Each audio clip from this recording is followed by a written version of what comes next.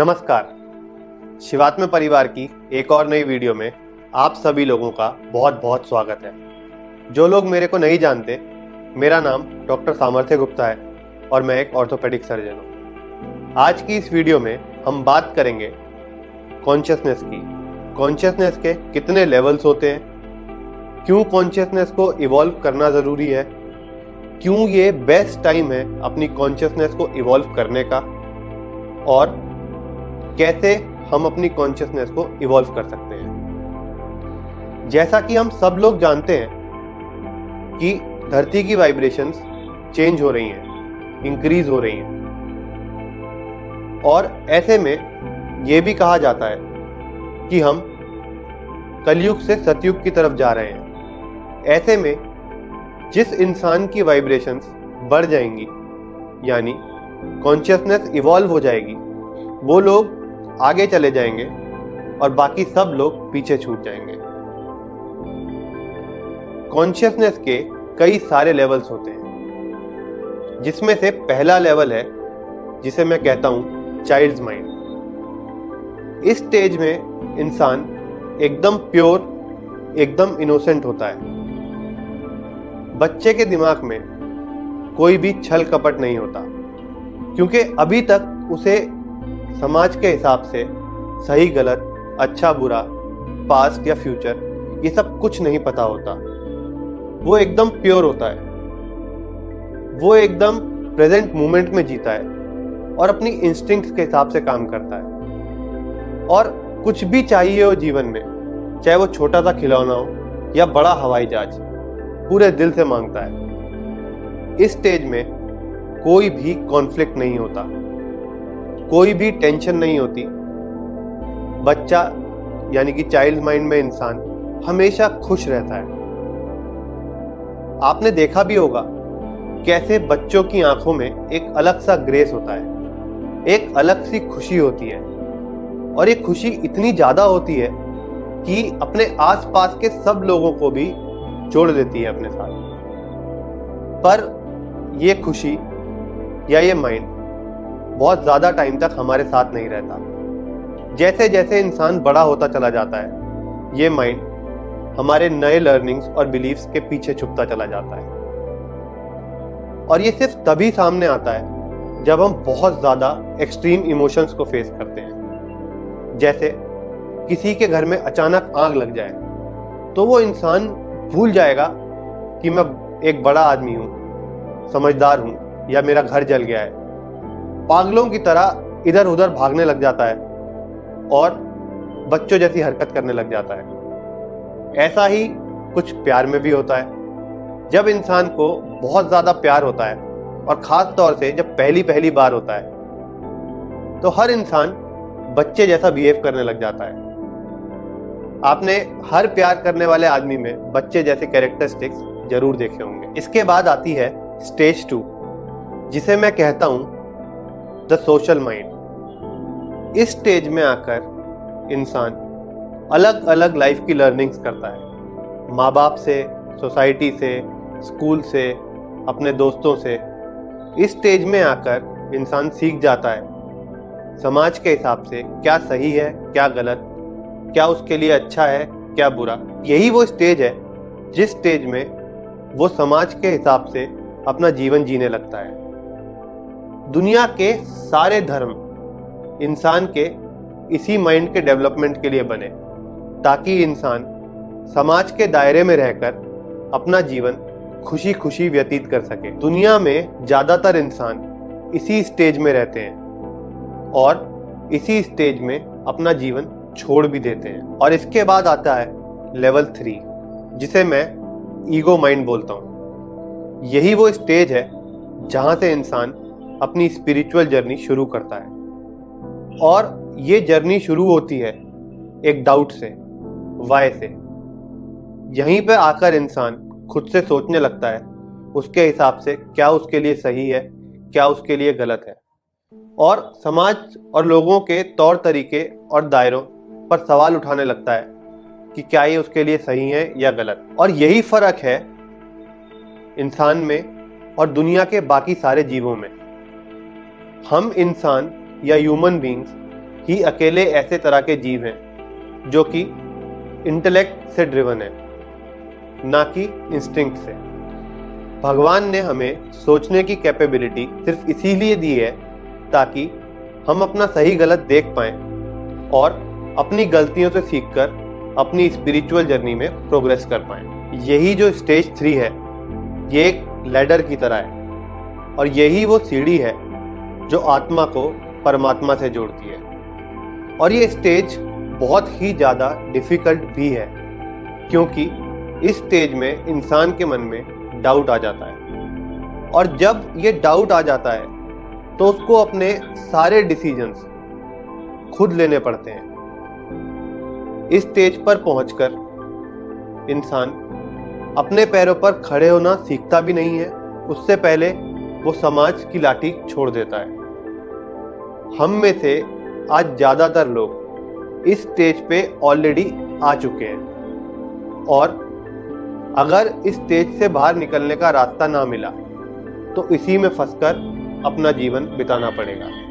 यहाँ पहुंचकर सिर्फ दो ही चीज़ें हो सकती हैं, या तो इस स्टेज के ऊपर जाया जाए या फिर इस स्टेज के नीचे।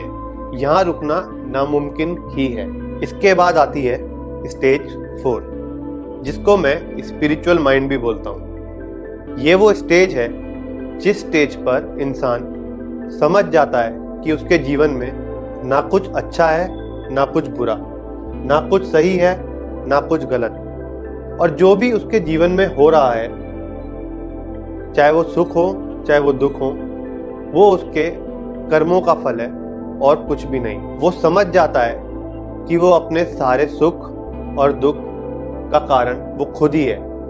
इस स्टेज पर पहुंचकर इंसान का धर्म और इंसान से भेदभाव बिल्कुल खत्म हो जाता है। सब में यूनिटी महसूस होनी शुरू हो जाती है। इंसान को अब कुछ भी मोटिवेशन से नहीं करना पड़ता, बल्कि इंस्पिरेशन से करने लगता है वो सब कुछ। हमारे इंट्यूशंस बहुत ज़्यादा बढ़ जाते हैं, लाइफ का पर्पस समझ में आने लग जाता है और वो जिस चीज़ की भी इच्छा करता है या किसी चीज़ के बारे में चेष्टा करता है, वो सब उसे मिलना शुरू हो जाता है। यहाँ पहुंचकर सफ़र बहुत ही ज़्यादा सुखमय हो जाता है, इतना कि यहाँ से आगे जाने का मन भी नहीं करता। पर ये जर्नी यहाँ भी ख़त्म नहीं होती। इसके बाद एक और स्टेज आती है जिसको कहते हैं नो माइंड। ये नो माइंड वो स्टेज है जहाँ बहुत ही कम लोग पहुँच पाते हैं। इस स्टेज पर पहुंचकर इंसान ये अच्छी तरह समझ जाता है कि वो पूरी दुनिया से कनेक्टेड है और पूरी दुनिया उससे कनेक्टेड है। भगवान उसका एक हिस्सा है और भगवान का वो भी एक हिस्सा है। ये वो स्टेज है जहाँ पर सारे भेदभाव, सारे इम्प्रेशंस, सारे बिलीफ्स पूरी तरह आके ख़त्म हो जाते हैं और इंसान ये भी समझ जाता है कि वो कुछ काम कर ही नहीं रहा है और वो कुछ कर सकता भी नहीं है, बल्कि यूनिवर्स ने उसे एक माध्यम बनाया है वो काम करने का। थर्ड स्टेज यानी कि ईगो माइंड वो स्टेज है जिसमें आज ज़्यादातर लोग फंसे हैं और ये सबसे पेनफुल स्टेज है। दुनिया का कोई भी इंसान इस स्टेज पर खुशी खुशी रुक नहीं सकता। इस स्टेज के पेन से बाहर निकलने के सिर्फ दो ही रास्ते हैं, either to go above mind और टू गो बिलो माइंड। एक योगी अबव माइंड जाता है और एक पागल बिलो माइंड, पर इन दोनों में भी बहुत ज़्यादा डिफरेंस है। और ये डिफरेंस ये है कि एक योगी ने अपने तप से, अपनी मेहनत से अपने माइंड को डेवलप किया है और उसके पास उस सुख को जो उसने पाया है उसका पूरा कंट्रोल है, जबकि एक पागल से ये सुख कभी भी छिन सकता है क्योंकि उसका उस पर कोई कंट्रोल है ही नहीं। तो यहाँ पे समझने की बात यह है कि हम एक ऐसे मोड़ पर आकर खड़े हो गए हैं जिसके एक तरफ वो परम आनंद, वो परम सुख है जिसको हर कोई अपने जीवन में एक्सपीरियंस करना चाहता है, और एक तरफ वो पागलपन और वो परेशानियां हैं जो जिंदगी में हर कोई चाहता है उनसे दूर भाग जाए। यही वो लैडर है जो आत्मा को परमात्मा से जोड़ती है, जिसके एक तरफ फेथ है और दूसरी तरफ विजडम। पर प्रॉब्लम की बात आज ये है कि ना तो दुनिया में आज फेथ पूरी तरह है, ना ही विजडम। आप ही बताइए, फेथ किस चीज पर किया जाता है? आज तक आपको सब लोग कहते आए होंगे, भगवान में, उस परम शक्ति में फेथ रखिए। फेथ उस चीज पर रखा जाता है जिस चीज से हम वाकिफ नहीं होते। अब मैं आपको कहूं, आप फेथ रखो या बिलीव करो कि सूरज होता है, गुलाब होता है, धरती गोल है, तो आप सब लोग हंसेंगे और बोलेंगे ये तो सच्चाई है, इसमें बिलीव करने का है ही क्या। उसी तरह जब इंसान स्पिरिचुअलिटी के रास्ते पर चलता है, तब वो उस परम शक्ति, उस शिवा, अपने अंदर छुपी नेचर की एनर्जी को महसूस करता है और उसका ये एक्सपीरियंस बन जाता है। तो फिर हमें कुछ भी बिलीव करना ही नहीं पड़ता, वो हमारे जीवन की सच्चाई बन जाता है। इस रास्ते पर चलना बिल्कुल भी आसान नहीं है, और जब आप इस रास्ते पर चलोगे तो दुनिया में बहुत सारे लोग ऐसे आएंगे जो कहेंगे कि ये पागल है। और ये लॉ ऑफ इवोल्यूशन है कि दुनिया का हर जीव चाहता है कि सामने वाला इंसान उसके जैसा बन जाए, उसके रास्ते पर चलने लगे, ताकि उसकी रेस सरवाइव कर सके। यहां तक कि भगवान गौतम बुद्ध को भी उनके खुद के शिष्यों ने यह बात बोली थी कि ये पता नहीं क्या पागलपन की बात करते रहते हैं, और उन्हें छोड़कर चले गए थे। पर यहां से वही इंसान आगे जा सकता है जो एक बात हमेशा याद रखे और अपने जहन में बिठा ले कि I was born alone and I will die alone. इसीलिए पुराने जमाने में ज्यादातर गुरु सबसे पहले अपने शिष्यों को कई कई साल तक शमशान भेजा करते थे, ताकि ये बात उनके जहन में पूरी तरह से बैठ जाए। जब धरती की शुरुआत हुई तब दुनिया का हर इंसान स्पिरिचुअल था, और आज फिर से वही समय आ गया है कि हमें वापस स्पिरिचुअलिटी के रास्ते पर जाना होगा और खुद ही अपना सतयुग वापस लाना होगा।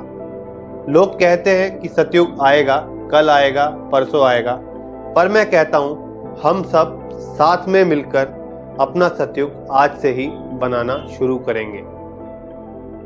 आज की वीडियो में हमारे साथ जुड़ने के लिए शिवात्मे परिवार के सभी लोगों का मैं बहुत बहुत शुक्रिया करता हूं। जल्दी मिलेंगे एक और नई वीडियो में।